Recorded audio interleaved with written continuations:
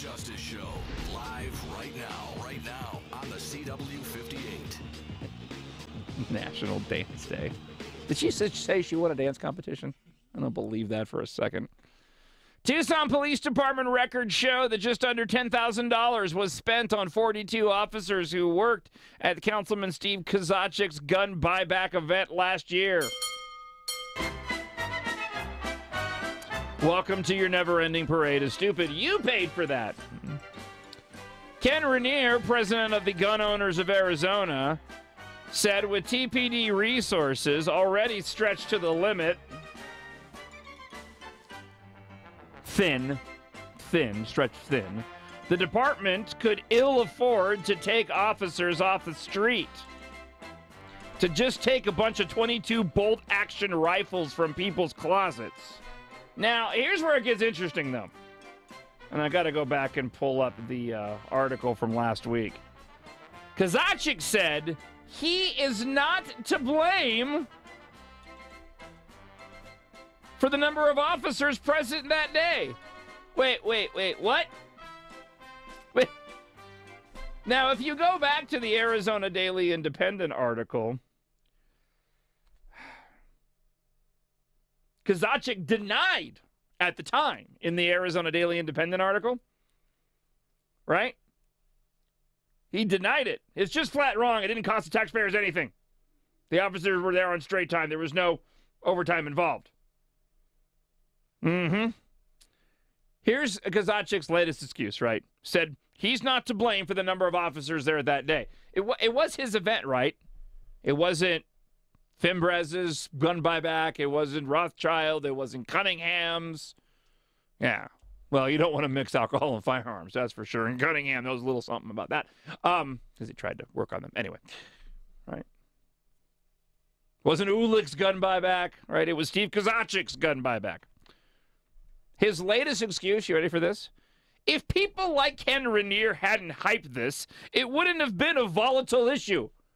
If they just hadn't talked about it, it wouldn't have been a problem. This was a benign event. If they had treated this like it was an ice cream social instead of Armageddon Day for the Second Amendment, there wouldn't have been a need for officers. You know, here's the thing, though. An ice cream social wouldn't have required $10,000 in police officers' time. You unbelievable moron. If he hadn't talked about it, it wouldn't have been a problem. Oh, I'm sorry. If he hadn't talked about it, it wouldn't have been a problem. I just treat it like it's Armageddon Day because I'm Steve and I like to make stupid comments. That's one of my problems. Oh, hold on. I'll be right back. I got to go pee. Records indicate TPD recognized in advance that protesters and a large number of people turning in guns would likely attend. And so did Steve Kozachik.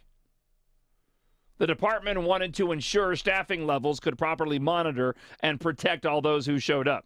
TPD spokesman Sergeant Chris Widmer conceded response times could have suffered slightly since some of the officers would have been on patrol at the time. Now, again, I go back to the bomb hoax story that we had earlier. What was the concern? Valuable police officers' resources were taken up over a bomb hoax. Well, what happened here?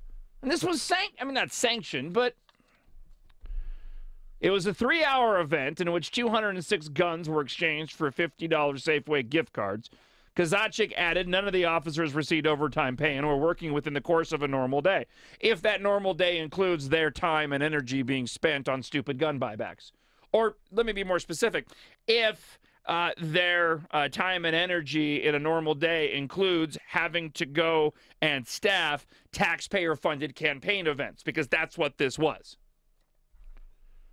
Rainier said an officer's normal workday doesn't involve collecting and destroying guns, and Kozachik should have been required to pay for it, just like the others who police for their events. This is what I said all along. You know what needs to happen? Steve K just needs to take $10,000 out of his campaign coffers and give it back to TPD. The end of story. Done. Right thing.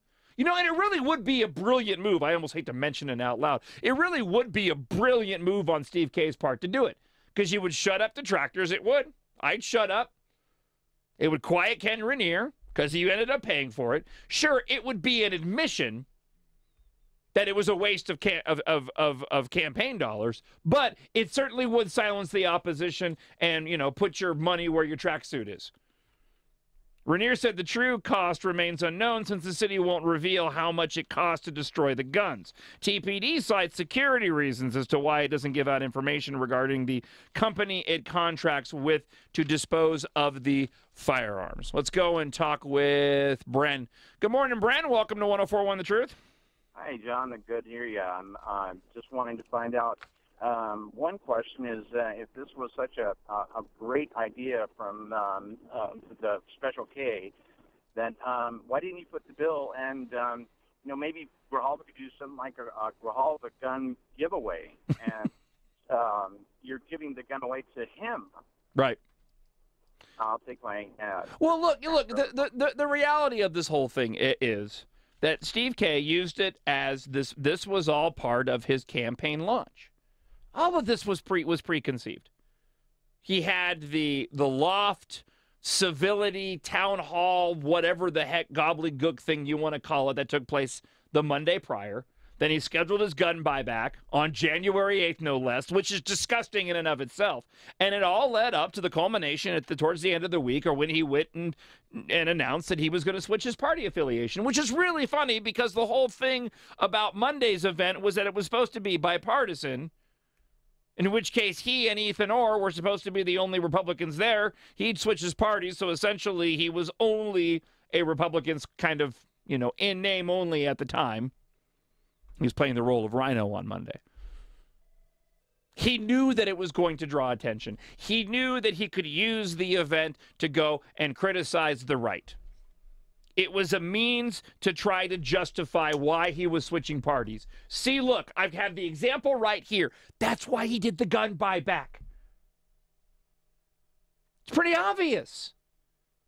He knew he was going to catch heat for switching parties.